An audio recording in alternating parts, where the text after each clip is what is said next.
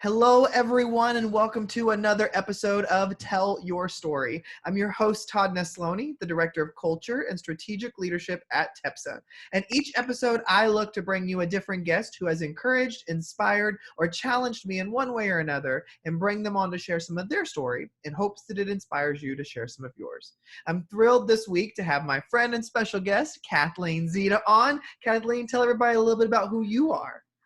Hi, so I'm Kathleen Zita. I'm a high school geometry teacher. This is my 6th year teaching, and most people know me as Miss Crafty Math Teacher on Instagram. Yep. That's how I found you. Well, Kathleen, Yes.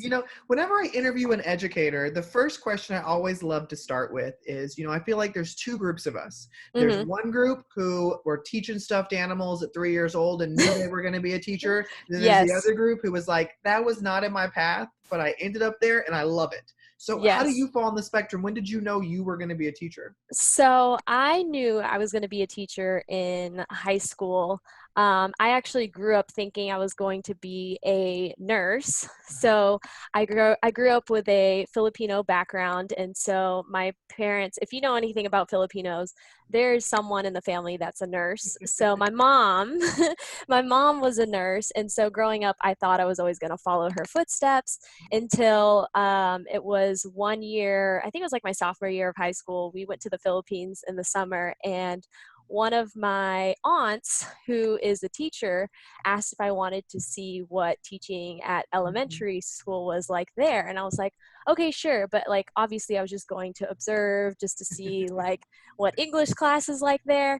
And then I remember sitting in the back of the classroom, and my aunt was like, so like my niece is here and she's going to teach you English today. And I kind of like looked at her deer in the headlights like, wait, I did not sign up for this. And so I ended up going to the board because I didn't really have a choice at that point.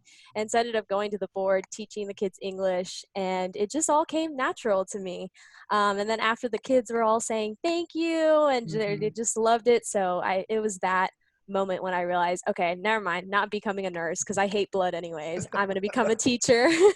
I feel you. I always tell people I was sure when I was in elementary school that I was gonna be a vet because I love animals. And then Yeah. when my mom broke the news to me that you like have to do surgeries and stuff like that, I was like, oh no, I just like wanted to play with the animals. I didn't want to have I to wanted fix them. And So so that's basically what happened to me too, instead of well, a Kathleen, now nurse. you ended up in high school. And so Yeah. were you always drawn to working with older students, or did you think at some point it'd be elementary? Um, I don't think I ever thought for a second that I was going to teach elementary kids. I personally love teaching high schoolers because I'm kind of sarcastic. And Uh-huh. so I need kids that understand my sarcasm. And I just like, feel like high schoolers really understand things like the first time around. So I ended up with high schoolers, and I like teaching, or like I like the subjects in high school better than like middle school and elementary. I can totally understand that. So have you always been drawn to math? Yes, definitely. Math was always my strongest subject for Uh-huh. sure.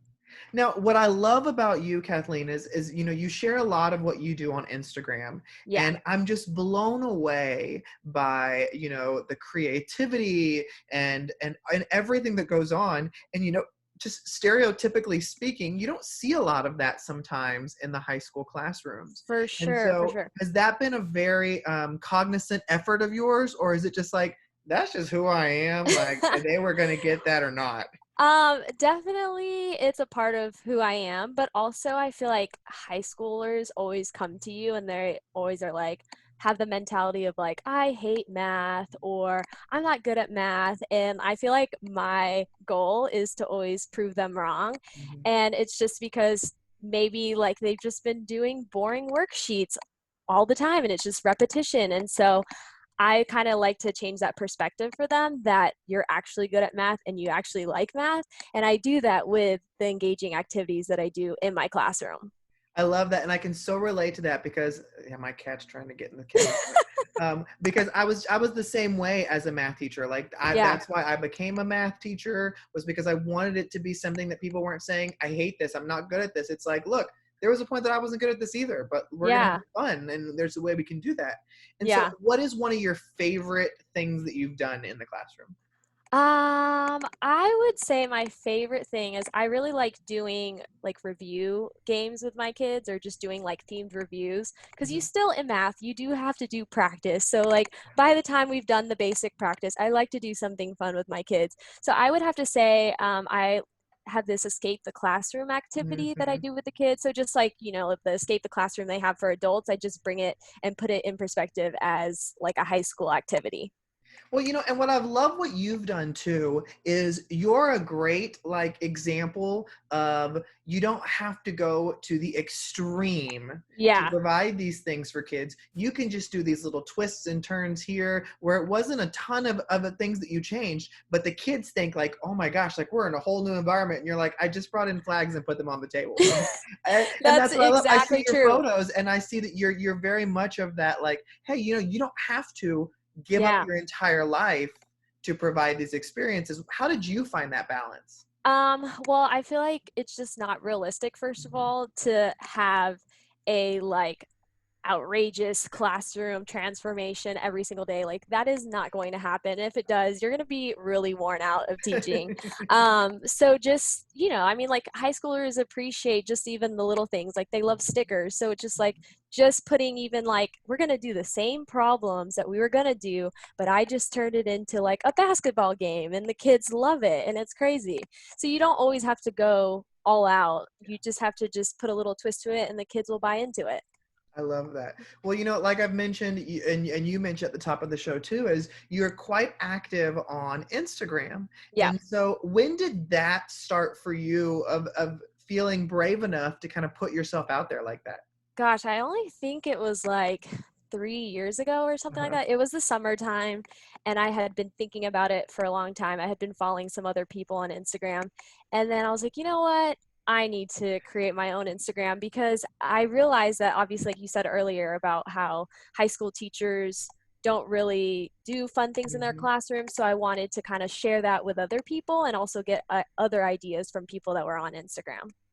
Well, and I love that. And so I guess my question would be, we live in a world where there's so many fantastic educators on any social media platform, Yeah, and we can very easily get caught in this cycle of comparing ourselves to them or not feeling like we're as good as them. for When sure. doubt begins to creep in on you, how do you keep it at bay where it doesn't overtake you? I just kind of go back to my reason of like why I started an Instagram. Like sometimes I'll be like, should I share this? No, it's not good enough. It can't be good enough compared to what someone else is doing. And I kind of bring it back to myself. Like, no, wait, like I started an Instagram because I wanted to share my ideas. So I just don't let those thoughts and comparisons get to me? Yeah. I think that's great advice, is just remembering who you are and why you do what you do. Well, Exactly. Kathleen, you also helped organize a teacher meetup in Houston. And I've Yes, and been you came seeing to it. I did, and I was so excited because I've been seeing these teacher meetups pop up here and there in other Yeah. cities, and I saw that you did one a year ago, and Yeah. I was like, "Oh, that's so cool! Houston's only like 45 minutes to an hour away from me."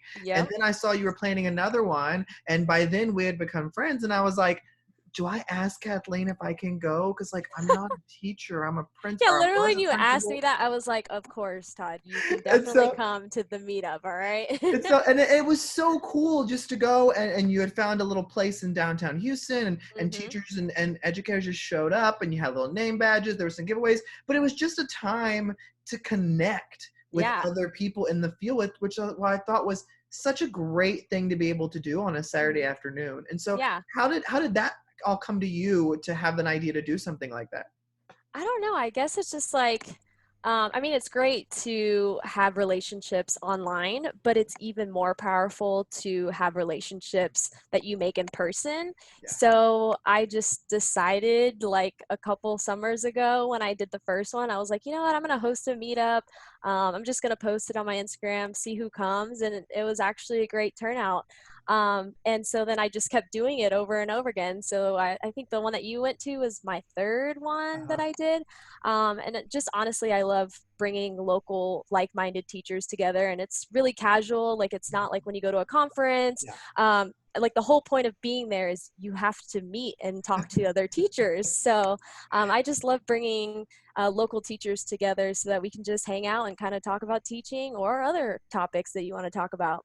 Well, and that's what I loved about it. It was like there's no schedule, like No. show up, hang out, talk to people. And I gotta tell you that for me and my personality, I was terrified. Like Really? I was like, oh my God, I'm not gonna know anybody besides the two people organizing this.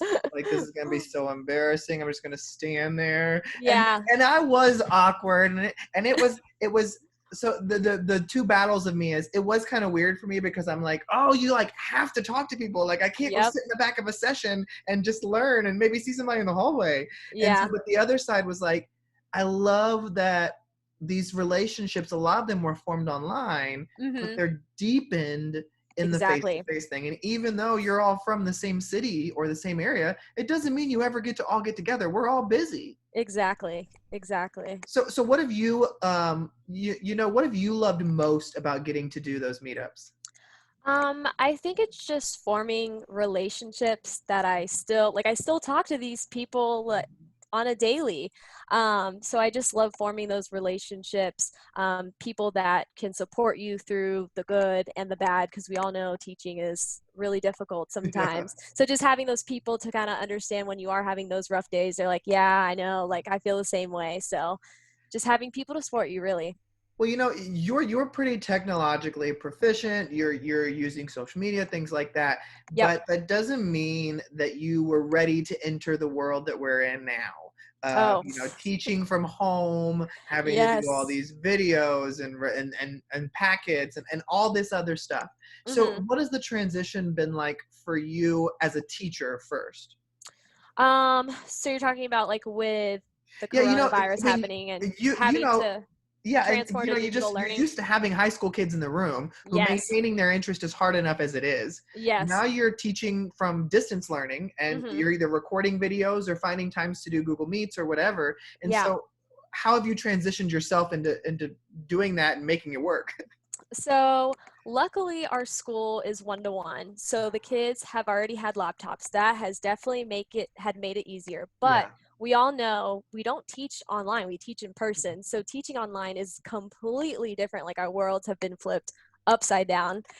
So I've had to record my videos. We do have live lessons, and I do try to keep, it's kind of hard to keep the engagement up with online learning, but like for example, last week we reviewed for a test and we did a quizzes live game, and I had the kids log on. We use Microsoft Teams, Mhm. and we logged on. They could hear me, I could hear them, and we were playing a live game to review for the test at the end of the week.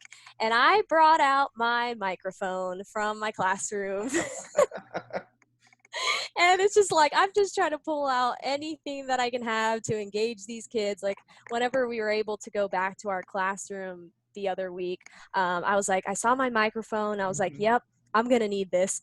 And so I brought it out. I was like, all right, guys, like I know y'all love my microphone, so I'm gonna bring it out today. And I was just like hyping the kids up. I'm like, okay, top 5 now is this. Uh-oh, like this person moved up. So just, I mean, it's hard, but just trying to find different ways that the kids, enjoy normally in the Yeah. classroom. What can I bring in to digital learning? So, you left school not knowing when and if you'd be returning for this school year. And the Hmm. Texas governor just made the call last week about no Yep. more school for this, or no more in-person school for Yep. this school year.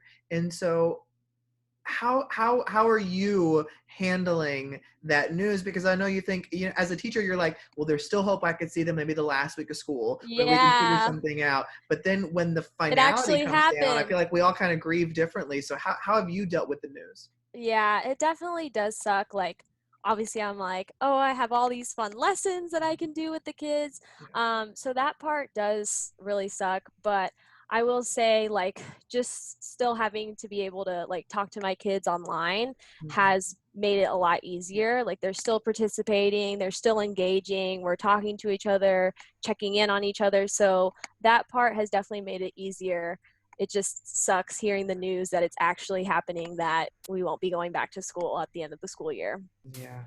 Well, Kathleen, when you look at your life and all the things you've been through, there's successes, there's trials, there's great times, there's hard times. Yep. When you're reflecting on the path to where you are today, what would you say is one moment that was really instrumental into creating the woman we see today? Um, I would say during like my second year of teaching, well, like my first and second year of teaching, I was given all the material to teach my class. Mhm. Another teacher was like, here's all my material, like here's like the PowerPoints, here are the worksheets and everything. So of course, given all that material, because sometimes some people aren't fortunate to have the material, I took it, I used it, and then by the time my second year came around, I was just like, what am I doing? Because it was just like repetitive. It Uh-huh. wasn't engaging at all. I could tell like the kids weren't engaged. I wasn't even engaged. Like I remember being at the board being like, what am I doing? Like this is so boring for me. Right. How much more for the kids? So it was kind of that point where I was like, I need to do something different. And that's kind of when I started to do my Instagram. Mhm. I started getting ideas from other people. I started thinking about ideas of like, how could I make my classroom engaging? So it was kind of that point where I kind of realized that I needed to start taking risks in my classroom, just getting out of my comfort zone, trying something new. And that's kind of where the growth within my career happened. I love that. Well, Yeah. when you look at the people in your life, Kathleen, outside of family, who's somebody that has played a really big part of your life or has really had a big impact? Um, hmm. I would have to say, I don't know. You can use family then if you want to use someone from the family. um, this is a hard question. Because I feel like, and the reason I ask this is I always feel like there's so many people who play a role in our life, and they Yeah, all play different roles. And yeah. so when you're thinking about like, this person really has left an impact on me, what's one Mhm. of the names that comes to mind? God, that's so hard. It has to be outside of teaching? Yeah, it doesn't matter. Oh, okay. I don't know if I have like exactly a name. Uh-huh. I would just have to say, honestly, I say it all the time. It's just like the Instagram community that motivates me to honestly be like the best teacher I can be. And I say it all the time. It's so cheesy, but it's just like just seeing them and like what they're doing in their classroom motivates me every single day. Like, okay, yeah, like I need to do all these fun things in my classroom. I need to try new Uh-huh. ideas. All those things that I see on Instagram honestly influence who I am today, to be honest. And I can totally relate to that because I think of, my time on social media too, and how Yeah. it's like, yes, I have grown, but it's been because of me being out there, seeing what others are doing, Yep. interacting more than just Putting yourself out consuming. there for sure. Yeah, definitely. Well, Kathleen, one question I always love to end all of these conversations on is that, as people, there are certain things that we hold really true, that we believe with our whole heart. And so, for Yep. the people who are listening or watching today, if there was one thing that you wish they knew or understood, what would that one thing be for you? Like what they would understand about me or just in However you general. want to interpret that. Everybody interprets it different. Some interpret it about education, some about them as a Yeah. person, some about life. Yeah, I think I definitely think about education first, that's for sure. I guess just kind of what I was saying earlier is just like, don't get stuck with doing the same thing that you've been doing, or else you're not going to grow. Yeah. Always, get out of your comfort zone. If you feel like you're in your comfort zone, it's time to get out of it and try something new, do something different in your classroom, and I promise it will definitely pay off and you'll love it. I love that. That's the perfect way to end this. Well, Kathleen, thank you so much for agreeing to come on today. Yes, I thank love you. the work you do so much, and anytime I get to chat with you, it's a great day. Yes, thank you for having me. And thank you everybody for listening or watching another episode of Tell Your Story. Remember, you can check out past episodes on iTunes, Spotify, SoundCloud, YouTube, wherever you get it, it's there. I hope today's conversation with Kathleen has encouraged you to get out there and tell your story because every story matters.